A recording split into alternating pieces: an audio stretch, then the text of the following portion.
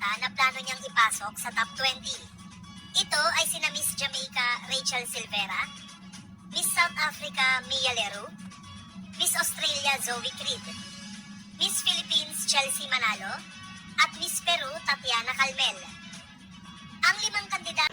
Ito pala yun guys, si Miss CEO ng Miss Universe na si Miss Anne ay meron siyang favorite 5 na kandidata na gusto niya makapasok sa top 5. Paano? Pakinggan lang natin ha, kasi syempre hindi naman natin alam to kung ito ay totoo or what, no? Pero disclaimer lang, no? Universe owner na si Miss Anne Jack Rajutati ngayong taon.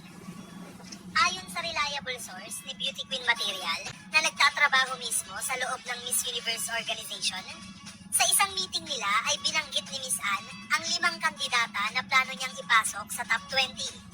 Ito ay sina Miss Jamaica Rachel Silvera, Miss South Africa Mia Leroux, Miss Australia Zoe Creed, Miss Philippines Chelsea Manalo, at Miss Peru Tatiana Calmel.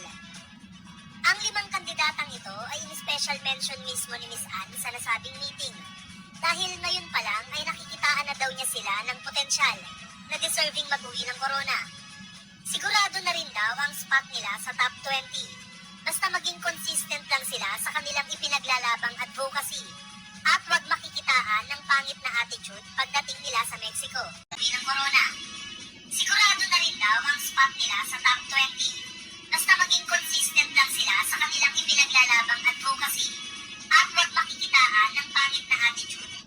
Narinig nyo na ganyan nga. So, para sa akin naman, hindi ako naman umaasa sa ganyan. Umaasa na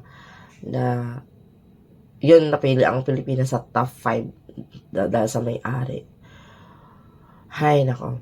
Basta, para sa akin, let's support na lang talaga ang ating kandidata.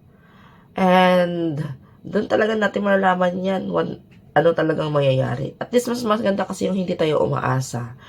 Pero alam naman natin na may magagawa at igagawin ang best ng ating kandidata para ipakita sa buong mundo, para patunayan sa ating bansa na talagang may kakayahan talaga siya. No? So, we'll see na lang talaga. Mas maganda kasi yung ganyan lang, tahimik, hindi masyadong maingay. Mahirap din kasi minsan masyadong maingay na tulad sa nangyari kay MMD eh. No? Masyado kasi tayong umasa nun eh. Isa din kasi ako sa umasa dun sa kay MMD. Pero hindi pala magandang gano'n na umaasa tayo. Dahil sa nakikita lang natin. No? Kasi alam naman natin yung kandidata natin talaga na deserve din yun si MMD na maging Miss Universe.